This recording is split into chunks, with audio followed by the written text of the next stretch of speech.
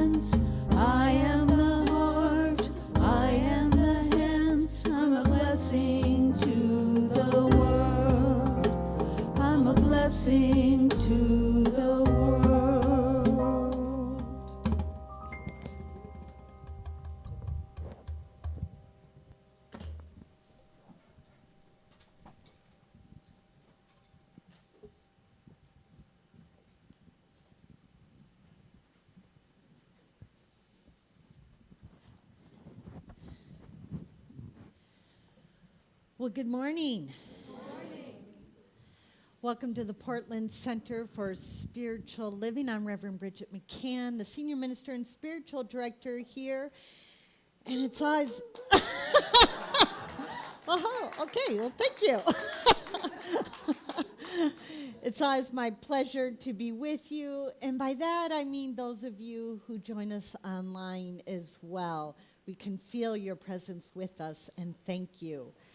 We are a center for spiritual living, one of many around the world, where we try to teach a philosophy, a spiritual philosophy that I like to think of as positive spirituality, because it's something we can use in our lives to make not only our lives better, but hopefully, I'm not going to say hopefully, absolutely, make better communities and a better world as well. So that's what we are about here, whether you are here in Portland or whether you're in Idaho or Hawaii or Georgia or anywhere in between. That's what we're about. So I'm going to turn it over now to licensed practitioner Nancy Ashley, who will share some announcements and then lead us in prayer. Thank you, Nancy.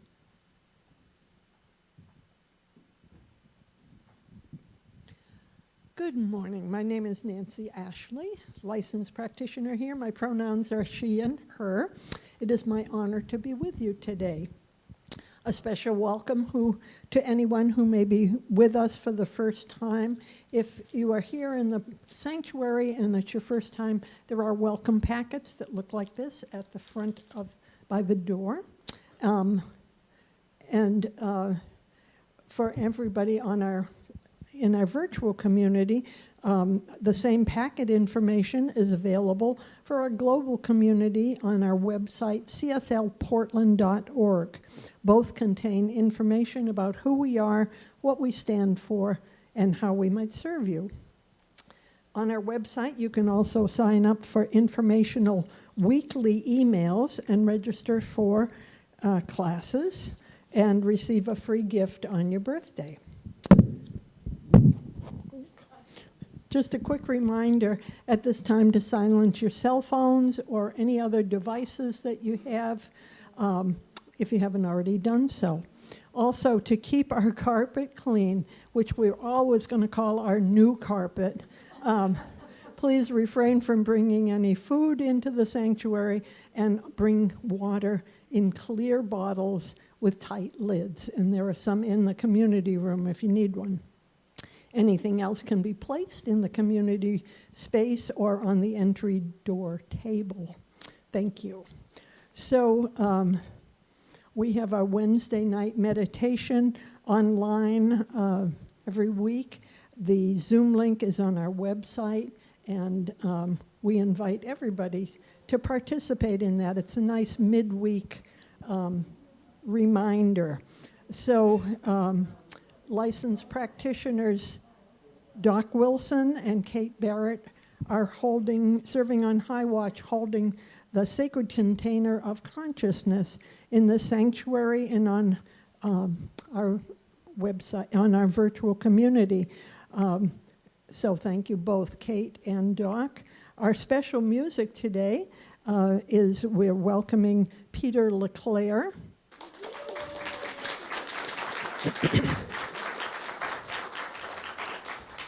Who happens to be married to our music director, Ari. And I thought maybe she was home taking care of the kids, but she's got another gig somewhere else, so, okay. And our wonderful Friends Band, thank you. Yay! Flowers are courtesy of Kat Jacobs, thank you. And save the date for a PCSL Day Retreat on Saturday, May 2nd. It'll be held at Camp Cedar Ridge in Vernonia. All are welcome, including friends and family, teens and older, and stay tuned for more information. So, I now invite you to sit back and relax, because I know that somewhere between this beautiful spiritual community, the music, the meditation, and the message is exactly what your heart came to receive.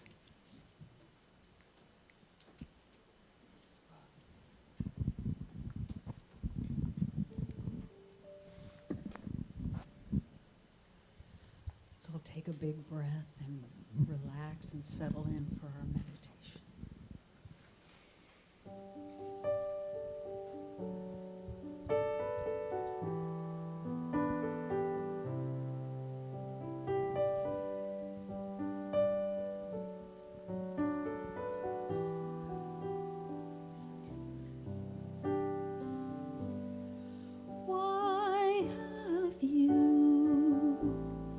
Come to earth, do you remember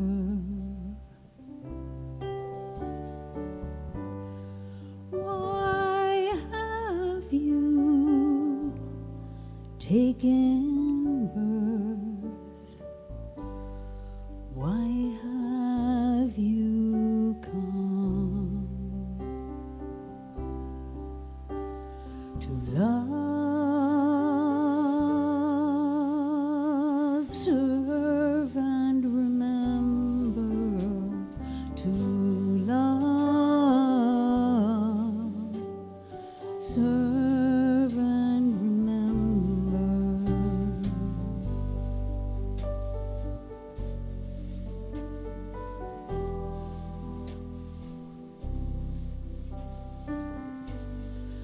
Why have you come to earth? Do you remember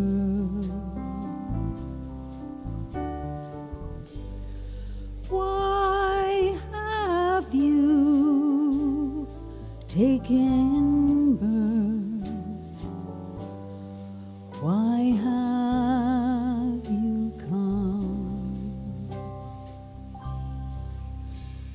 to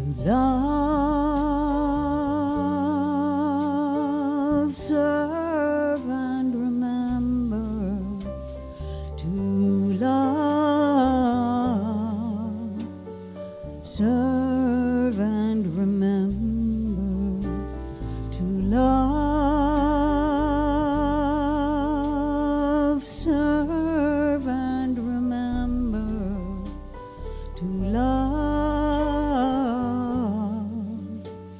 and serve and remember to love. Serve and remember.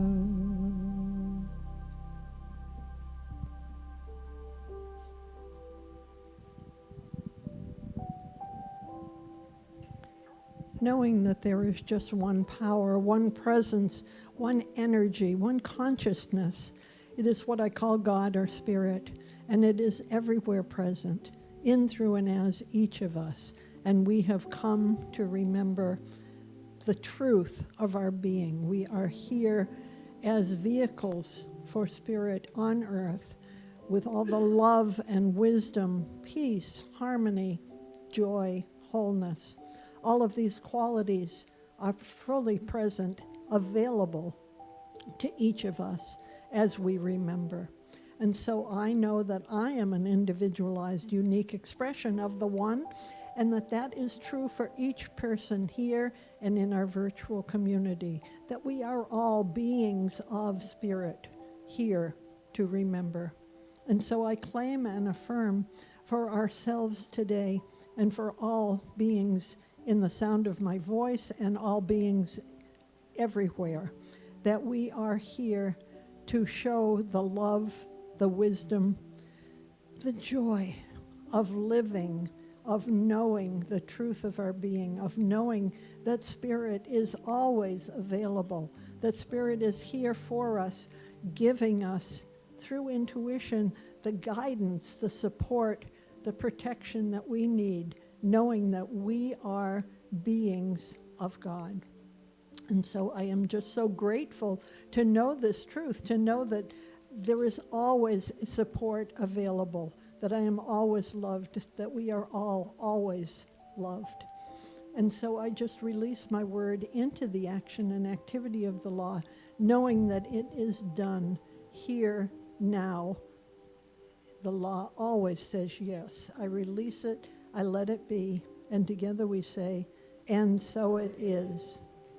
And as we go into a few moments of silence, I just invite you to remember the truth of your being.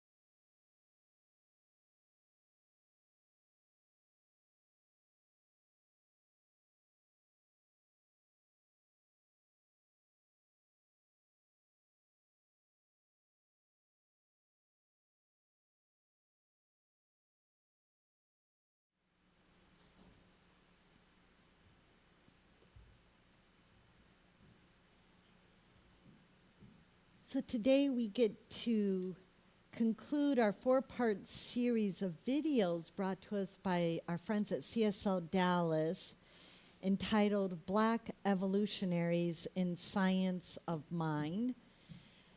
The group at CSL Dallas several years ago spent hours and hours researching and making these videos for us so we could celebrate Black history right within our movement. And this is the final installment of that series.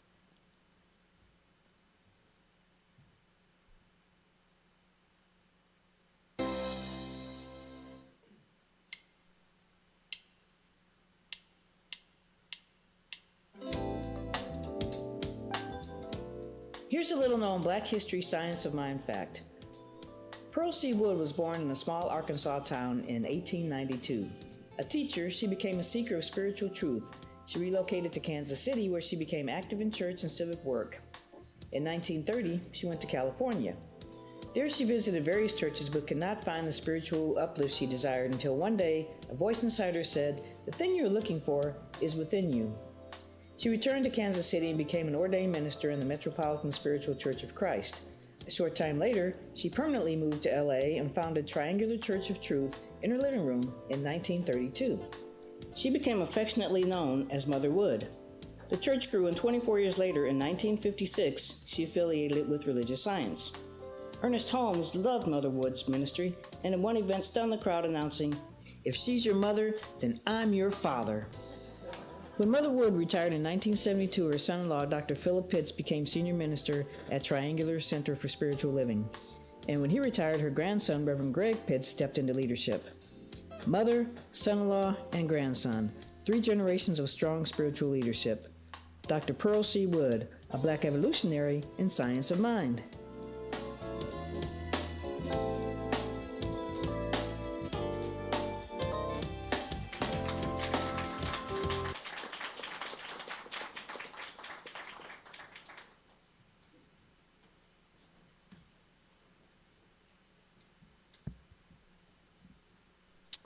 So fun to have a band behind me today.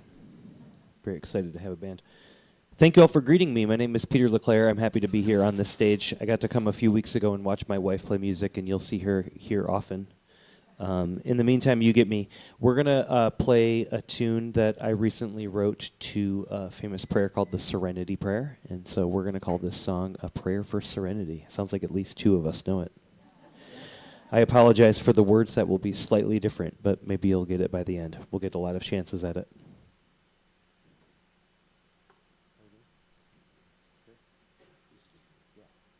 Let's fix that. Maybe I'll get my words out too in case I need them.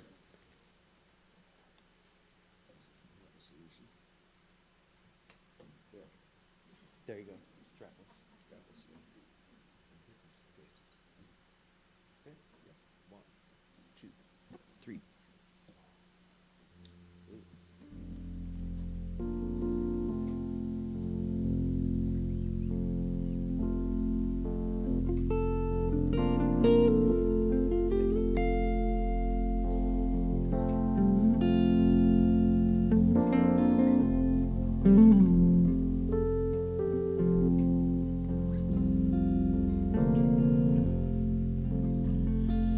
Oh, love,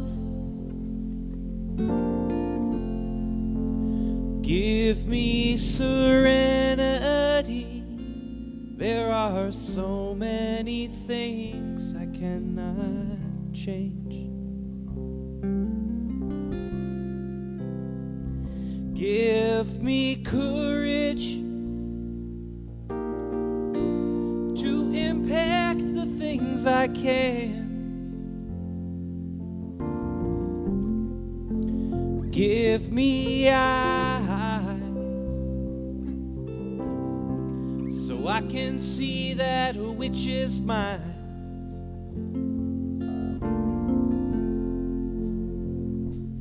Oh, love,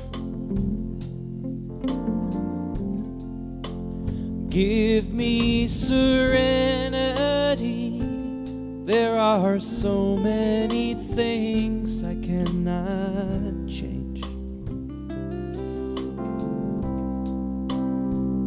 Give me courage to impact the things I can.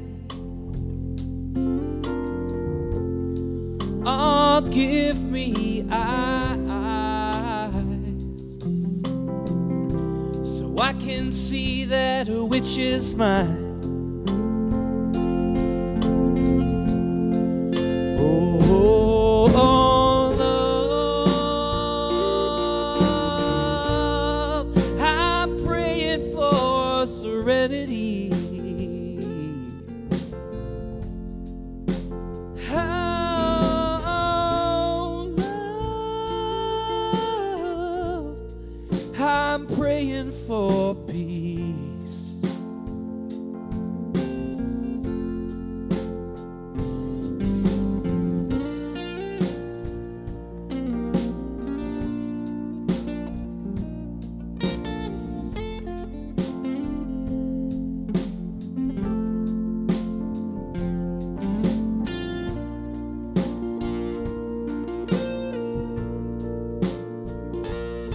Oh, love, give me serenity.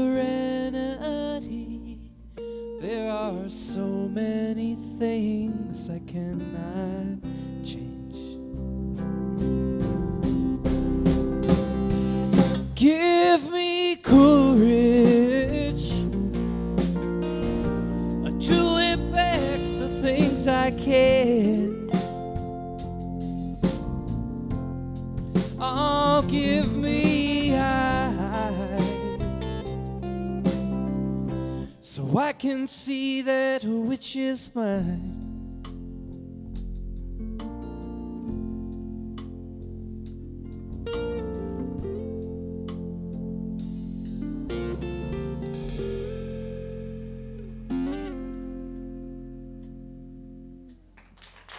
Thank you so much. Hey, thank you. Thanks to the band.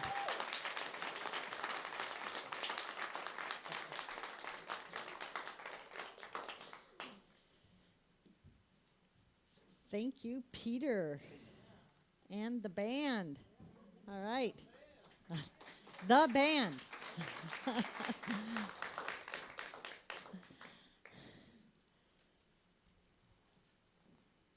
It seems we hear a lot these days about being authentic. And what that means is to express who we are uniquely, or as our unique individualization of the Spirit. Now, what it doesn't mean is excusing our poor behavior or refusal to apologize in the guise of being authentic, which sometimes sounds like, well, I'm sorry if you can't handle that, but that's just who I am. That's not the kind of authenticity I'm talking about. I'm talking about the kind of authenticity that comes from the Spirit within. And being this authentic can sometimes seem scary because it might mean that we have to go against societal norms or family expectations. It might bring up memories of when we tried to be authentic, but somehow we got hurt. We were bullied or ostracized or subject to hate speech. So it can be a little scary sometimes to be authentic. And in addition to that, we actually sometimes rob other people of their authenticity by not accepting them as they are, or not listening to them or going to them directly, and instead listening to the gossip about them. We also do this, robbing other people of their authenticity, when we give them unsolicited advice. I admit I have done this, and I have received it. I think we all do this, right? But how that robs people of their authenticity is we think they know better than they do about what the solution is for the problems in their life. One thing that can help us be authentic in the face of all this is boundaries. Because boundaries help us create those safe spaces in which to be authentic. And I am talking about boundaries, not walls. Walls are meant to be impenetrable. You cannot get in. Boundaries, they're more porous. And they take after the way of nature. I mean, cell membranes, our skin, even the Earth's atmosphere, they are porous. They let in what supports us and they keep out what is harmful. Now, sometimes we might need an actual wall, or at least an emotional wall, or a relationship wall. For instance, some people are just so toxic that we just can't find a way to have a healthy relationship with them. So unfortunately, we might need to put them outside our life. And many times our egos and its zealous quest to protect us puts up walls when really a boundary would do quite nicely. You know, a wall says, do not enter. A boundary says, welcome, but please enter here. A wall says, I'm afraid, go away. A boundary says, I'm afraid, and this is what I need to feel safe. A wall says, this is really, really hard, I'm out of here. A boundary says, this is really hard, but I can stay if I get this.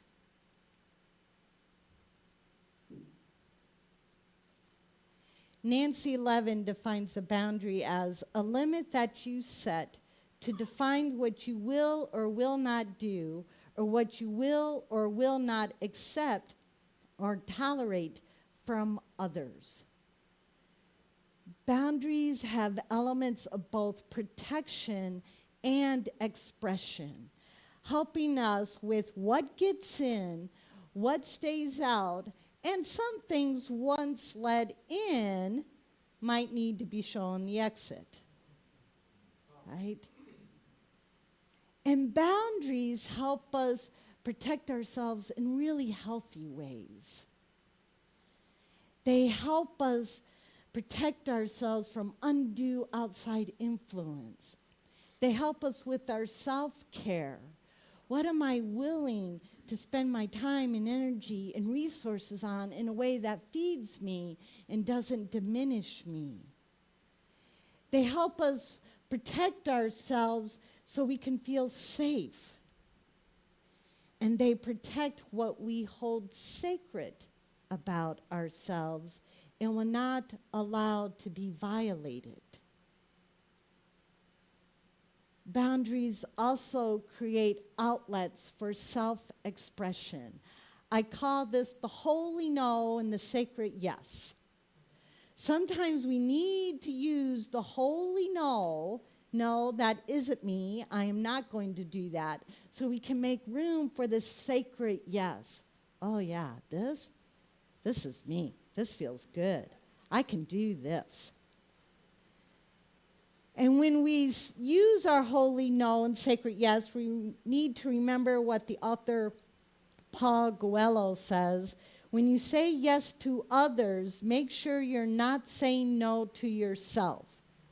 This is another way we set boundaries with our yes and no. This yes is my yes, not somebody else's yes, what they think I should be doing or how I should be expressing myself. But before we can set these boundaries, we need to ask ourselves some questions like, what is important to me? What's important to me, about my friends, about my family, about my community, about my world? What are my values? What do I hold sacred and I will not let that be violated? We need to ask ourselves these questions so we know where to set those boundaries. And once we've done that work, we need to communicate and enforce our boundaries. And much like last week, I mentioned that courage was an antidote to fear. Well, if we're going to communicate and enforce our boundaries, we need to have courage for that as well. But the more we do it, the better we get at it. And the more we have the courage to do it, the more we fill our lives and surround ourselves with people who really, truly care for us. Shannon L. Alder wrote, "Be honest with who you are, what you want, and how you want to be treated. Boundaries only scare off the people who were not meant to be in your life." One of our community members happened to share with me just a couple days ago how they did this. On their Facebook page, a friend made some comments that were kind of offensive and divisive. And so this person private messaged the friend and said, "Hey, just so you know, I don't really welcome that kind of stuff on my Facebook page." Well, the friend got angry and unfriended the person. That person set boundaries, and the other person could handle it. So they showed themselves the exit. Probably no longer meant to be in that person's life, and that's okay. If we can do this, if we can figure out what boundaries we want to set, and then actually communicate them and enforce them, we will build bridges from heart to heart. This is how we build bridges from our hearts to another person's heart. Now, if you've been around Science of Mind or Centers for Spiritual Living or any New Thought teaching for more than about 5 minutes, you've probably heard one of the principal things we teach, that we are each an individualization of the one Spirit. And what that means is we are unique and individual, but we are not separated. We are connected in the one, which means we are of the one mind, the one body, the one Spirit. So while we may have different boundaries, we are not separated from each other. Which, if you think about it, what that means is we don't really have to so much build the bridge by setting boundaries as much as our boundaries show us where the bridge is. The bridge is already there because we're part of that unified, that one thing.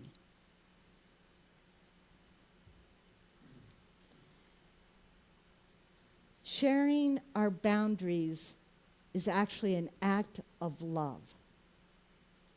When we share our boundaries, we are saying to other people, this is how you can love me.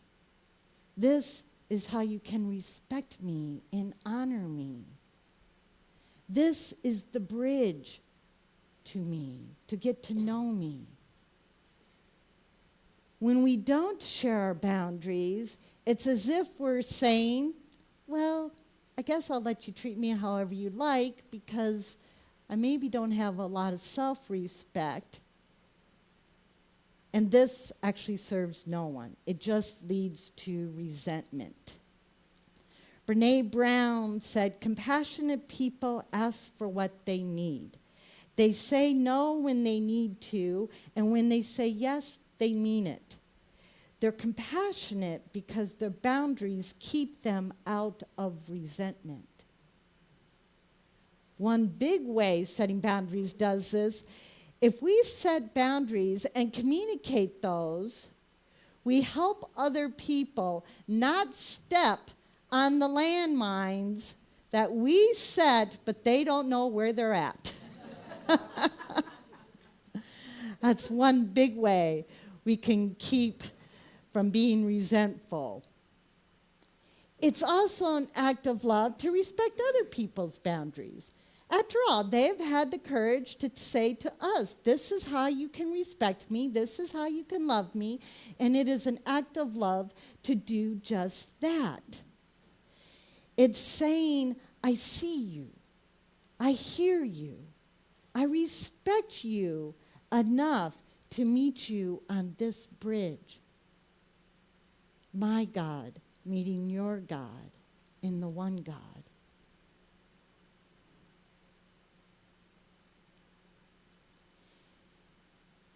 the movie Billy Elliot, and there's some folks here who maybe are not old enough to remember the movie because it came out in 2000.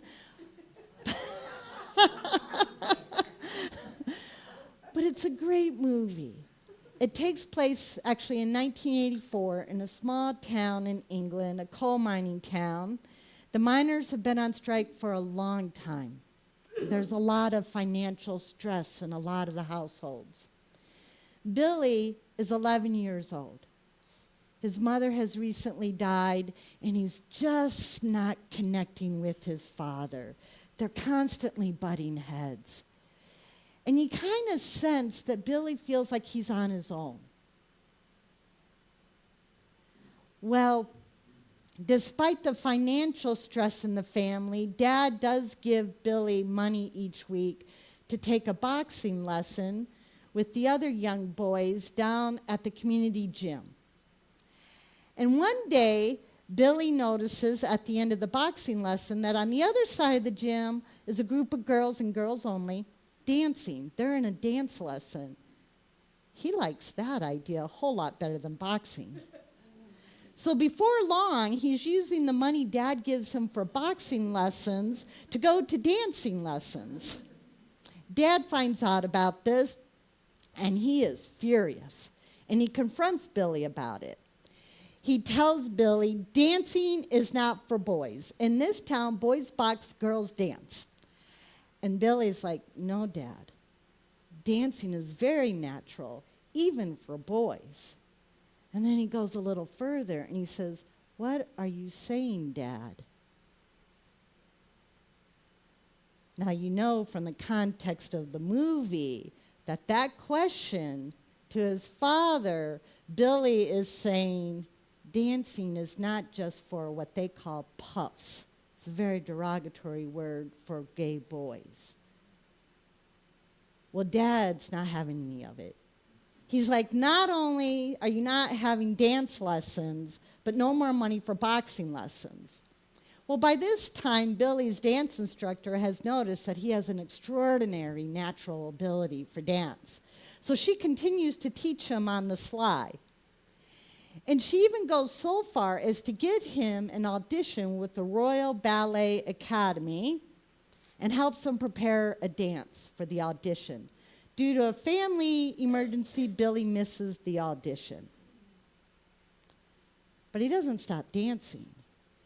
One day he's in that community gym with a friend of his, and he's showing him some dance moves, and he starts dancing, and without Billy noticing, his dad walks in. And in the middle of his dancing around, he ends up in front of his father, and he looks him in the eye.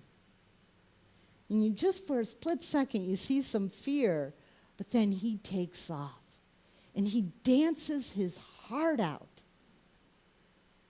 And he very deliberately finishes the dance right in front of his father. I mean, he's like this close, and he looks him in the eye.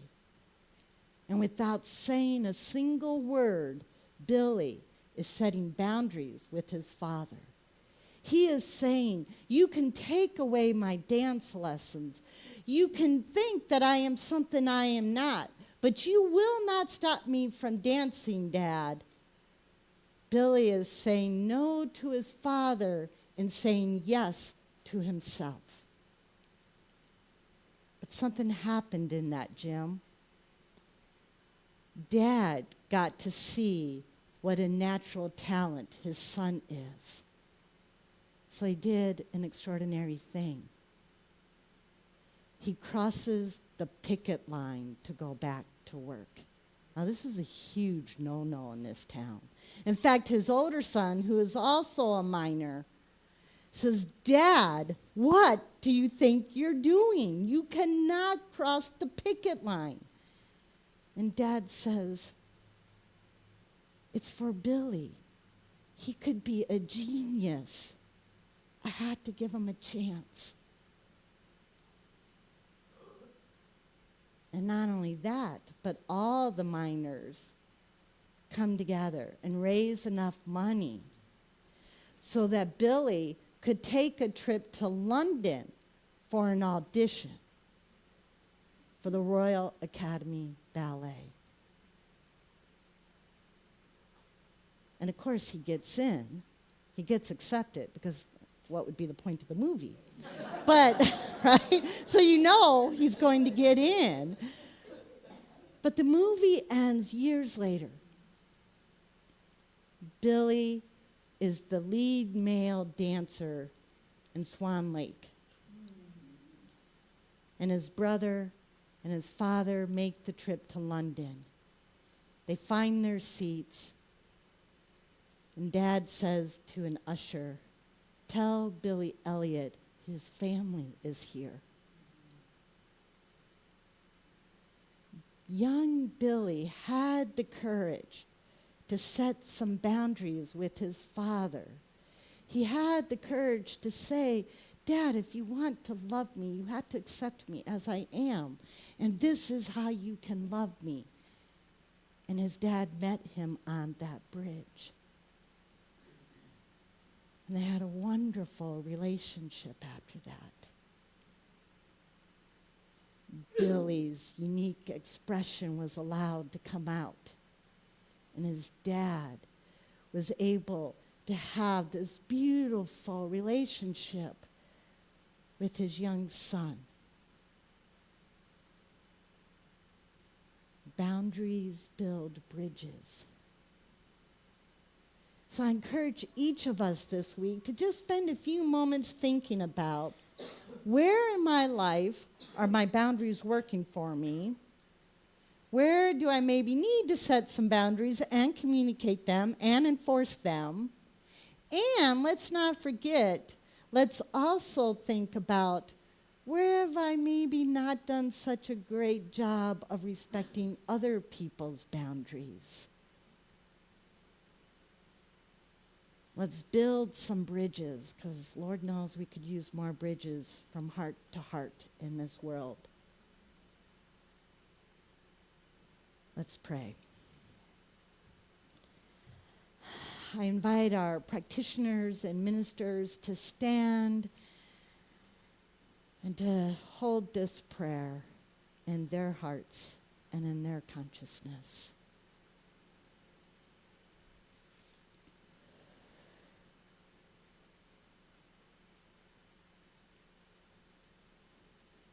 Sometimes,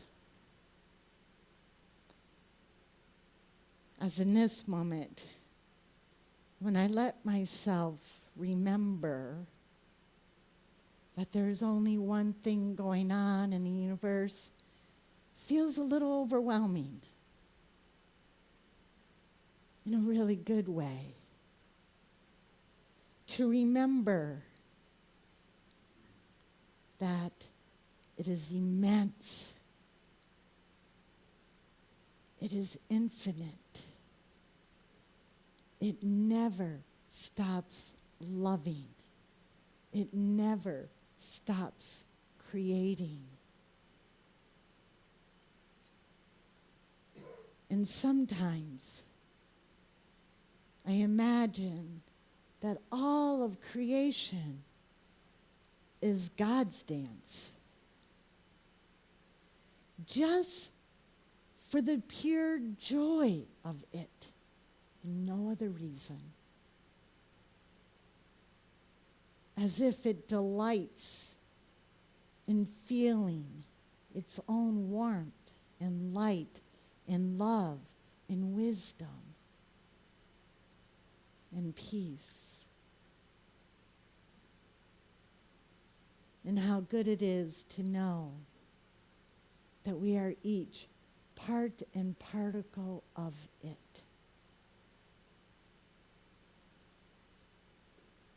Which means that its dance is our dance. That we get to dance. We get to experience the joy. And we get to do it with other hearts, with other people.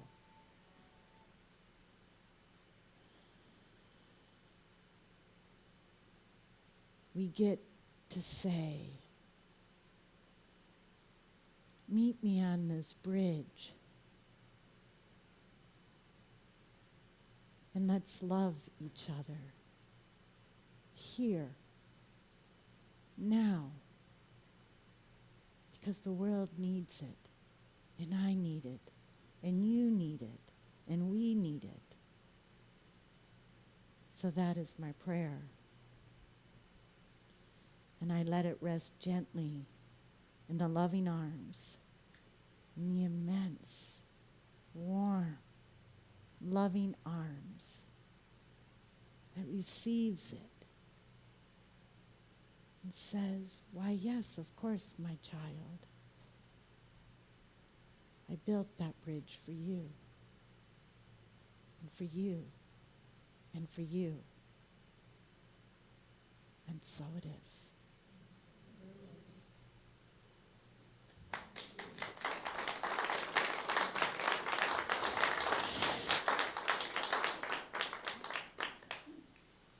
You. And now is time for our sacred giving. A time when we get to give out of a sense of gratitude and out of a sense of hope and intention for our future.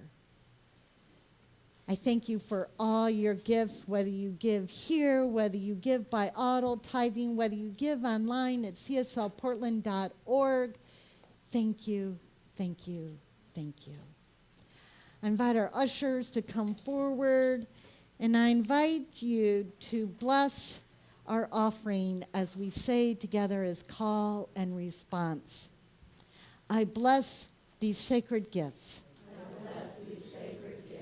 Giving graciously with love.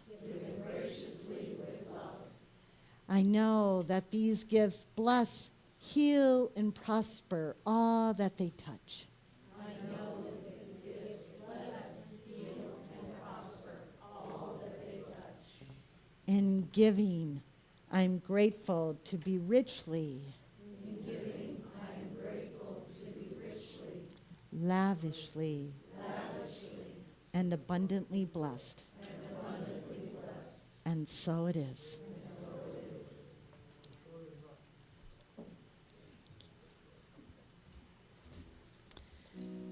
All right, from keyboard to guitar.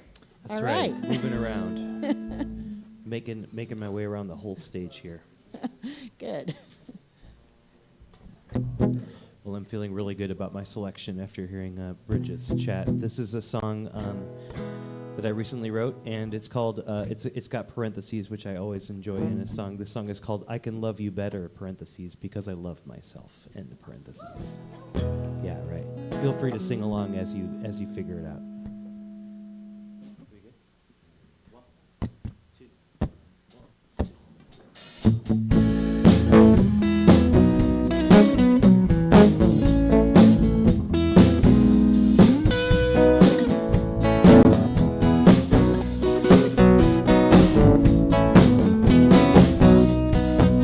Got a new perspective on the highest shelf.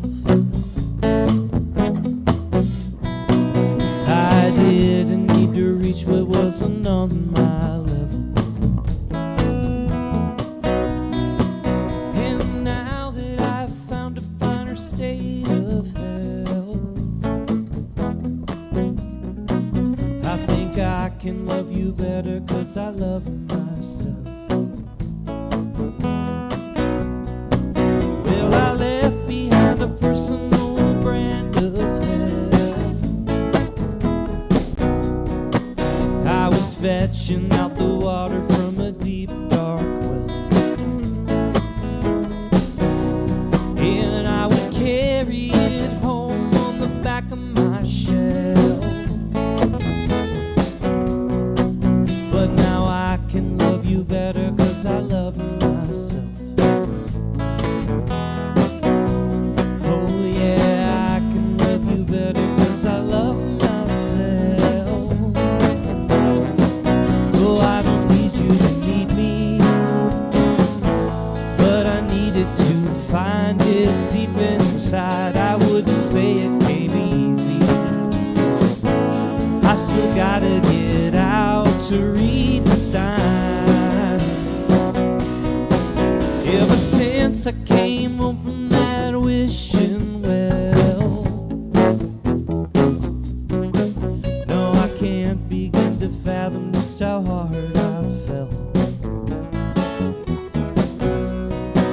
Now I'm filled with riches and I'm filled with wealth. Oh, and I can love you better 'cause I love myself. Oh yeah, I can love you better 'cause I love myself. No, I don't need you to need me, but I needed to find it deep inside. I wouldn't say it came easy. No, I still gotta get out to read the signs.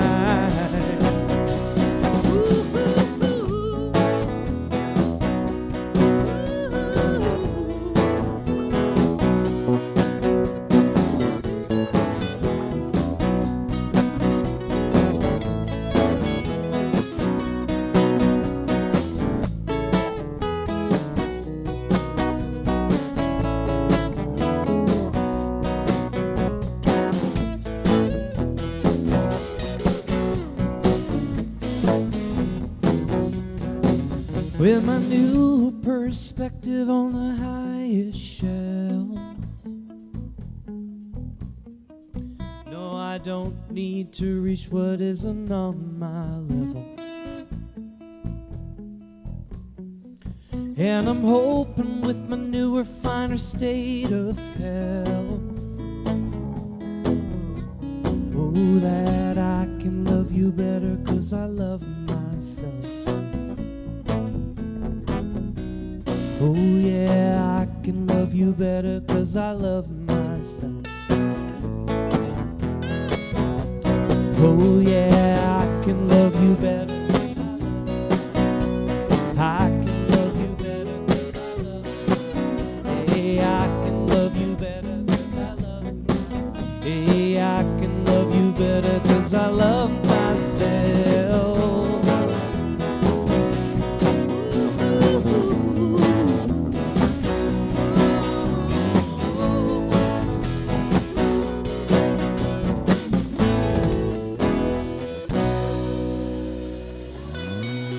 Hey, thank you. Wow. Thank you so much. The band. All right. Excellent. Thank you, Peter.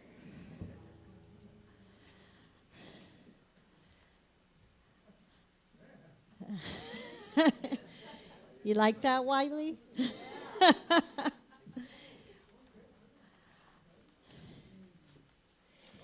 If you are going through some sort of challenge, or if you're really grateful for something that's going really well and you just want to express immense gratitude, either way, some of our prayer partners will be available at the end of the service here in front of the platform for a short affirmative prayer. For those who are joining us virtually, there's a link in the chat. You can click on that. It'll take you to a Zoom room where you'll be greeted by a volunteer host who will then put you in a private breakout room with a practitioner if you would like prayer. You can also fill out a prayer request anytime online at cslportland.org or use one of the prayer cards in the back on the table, slip it in the box. Our prayer requests are worked with, prayed over throughout the week by our prayer team of ministers and practitioners. Now I invite you to stand as you are able for our call and response benediction. Something wonderful is flowing through me right now. There's this thing called life. Life is in my mind. Life is in my body. And life is in my affairs. I think it. I believe it. I accept it. I am it. Just the way that I am. And just the way I am not.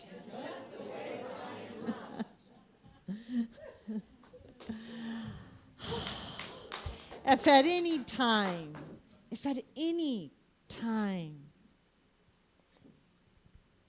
you forget why you came here, why you took birth, just sit quietly and remember we are here to love, serve, and remember.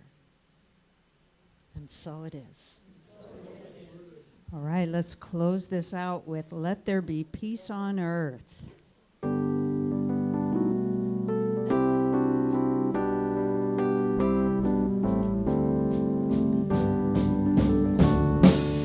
Let there be peace on earth, and let it begin with me.